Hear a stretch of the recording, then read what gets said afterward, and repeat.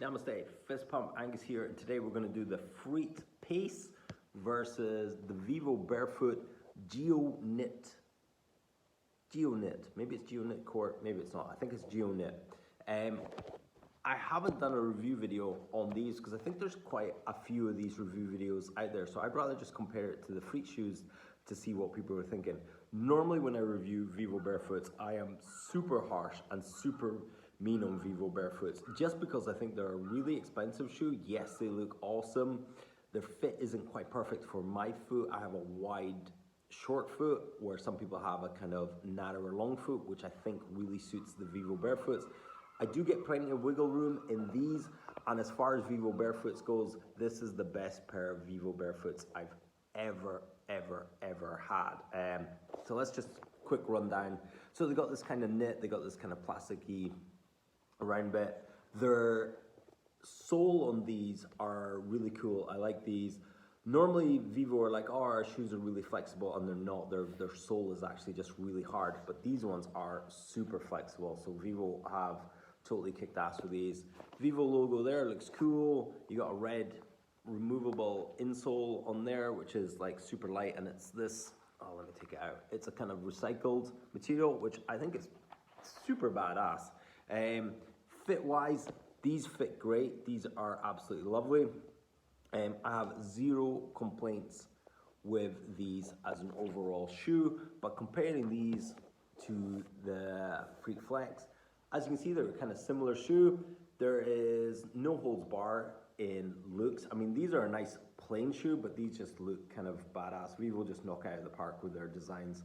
I think they're super cool, but you are paying a premium for that design and all their kind of ethical stuff, which is all really just marketing, guys, at the end of the day.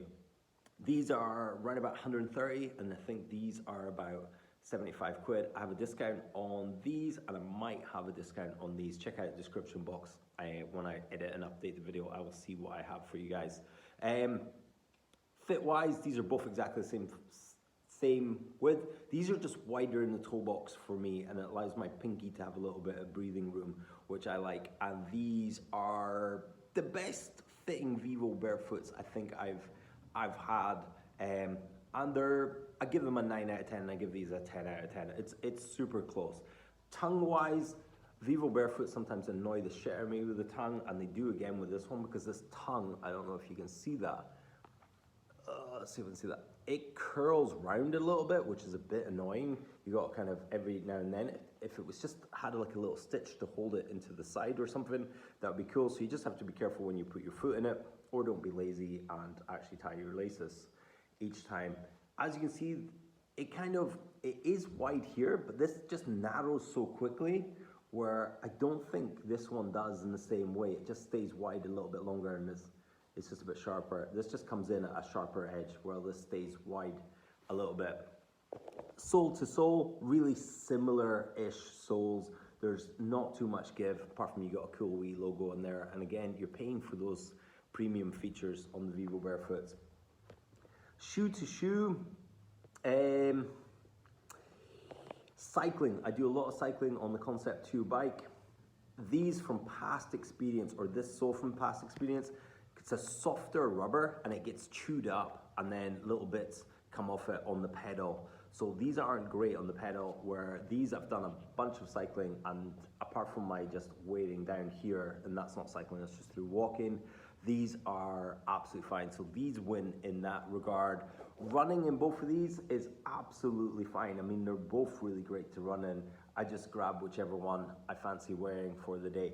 When it comes to weightlifting in them, these win. These are, I don't know if it's this one, it's one of them. We got a little bit of coming apart there. I mean, it's not the worst in the world, it's just a little bit of glue and a little bit of glue there. When you're doing something like a deadlift and you're pushing out to the side, this doesn't have so much, and this just, my foot kind of flops around the edge, which makes this not quite fit perfect. Don't know if you can see that there. Flops out to the edge. I personally don't like these to do most of my lifts in, just because the way I splay or push a lot of pressure out, these are great. I'd rather just whip these off and just go actual barefoot. But I tried these the other day, and these are great, just because it's a harder kind of mesh, and these lock down really nicely. So there's not much in it with these shoes apart from the price. If both of these got burned in a house fire, which one would I be looking to replace first?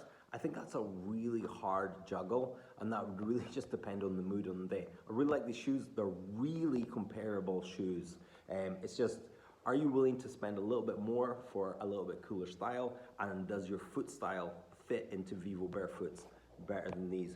But hats off to Vivobarefoot. This is the best shoe they've made in a long, long time.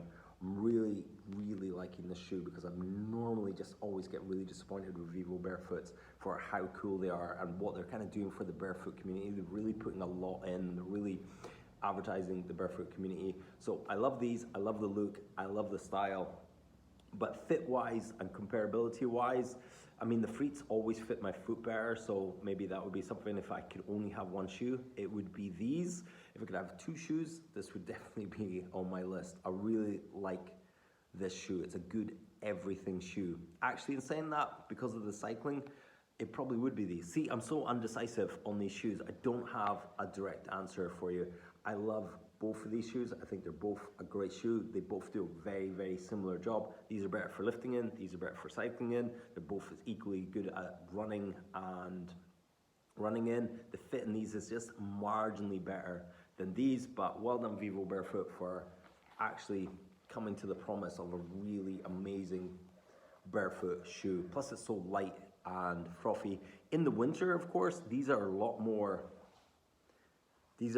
thinner, so these will probably be great summer shoe, not a great winter shoe. This could be an all-round kind of shoe, like obviously not freezing cold winter, but I suppose depending on the socks that you have. So that's my indecisive review with a Freet Pace versus the Vivo Knit Geo, or Geo Knit, can't remember its name. Anyway, both pretty badass shoes. Check out the description box and see if I've got any discount codes for you. And thanks for watching, and check out my channel for other Vivo or other barefoot shoe reviews. Thanks for watching.